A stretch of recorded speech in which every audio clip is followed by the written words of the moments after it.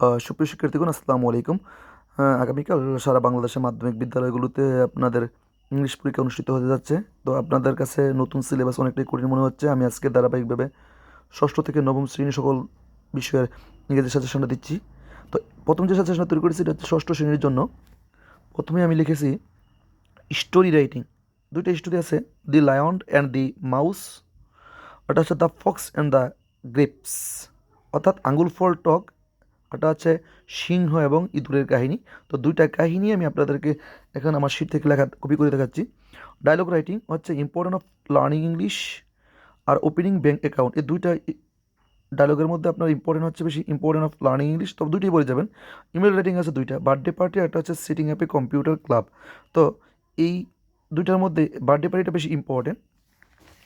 এরপর আপনাদেরকে আমি যে কাজটা করতেছি, রিটেন পার্টের সাজেশন আমি যেহেতু আমি সাজেশন দিয়েছি, আমি আপনাদেরকে অর্থাৎ একদম ছবি উঠে দিচ্ছি যাদের কাছে লেখা নেই সহজভাবে, যেহেতু সমগ্র বাংলাদেশ থেকে শিক্ষার্থীরা দেখতেছো, আর বিশেষ করে আমার আইপুর ক্যাপ্টেন এই তাজুল ইসলাম উচ্চ বিদ্যালয়ের যে শিক্ষার্থী আছো তারা তো তোমাদের কাছে শিট আছেই, তোমরা পাচ্ছ। আর অন্যরা যেন পায় তাদের জন্য আমার এই আমি ছবি উঠে বা ভিডিও করে দিচ্ছি, তোমরা দেখে রাখতে পারো, অনেক সহজ করে দিচ্ছি যেন তোমরা সহজে লিখতে পারো।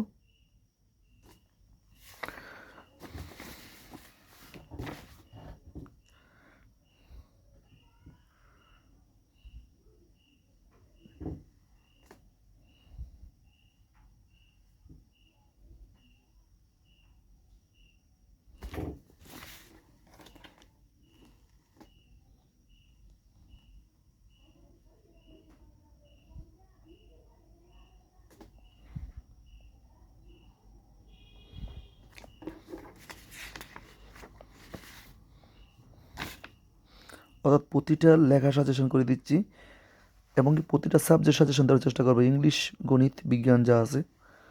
তো তোমরা দেখে রাখো, সহজভাবে একদম লিখে রাখছি। যারা একবারই পারো না তারা আশা করি এখান থেকে দেখলে অনেকটা উপকৃত হবা, লিখতে পারবা অন্তত। হ্যাঁ, স্টোরিগুলো দেখো, তোমরা স্টোরিগুলো অনেক সহজ করে লিখেছি।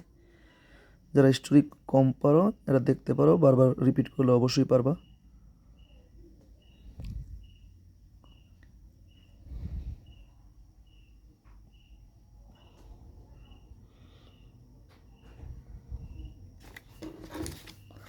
অর্থাৎ আমি রিটেন পার্টটা আপনাদেরকে দিয়ে দিলাম।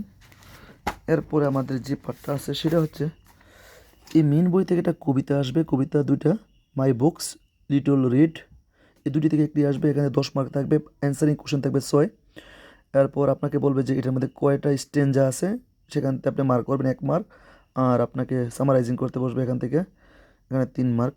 এই পাঞ্চুয়েশনটা বিশেষ করে 50 নম্বর পৃষ্ঠার মধ্যে একটা পাঞ্চুয়েশন আছে, খুবই ইম্পর্টেন্ট, এই পার্টটা দেখে রাখতে পারেন। এছাড়া আপনাদের আমি যারা লেকচার গাইড আছে, মেন গাইডের মধ্যে আমি কয়েকটা সাজেশন করেছি ইম্পর্টেন্ট, এই পার্টটা দেখতে পারেন।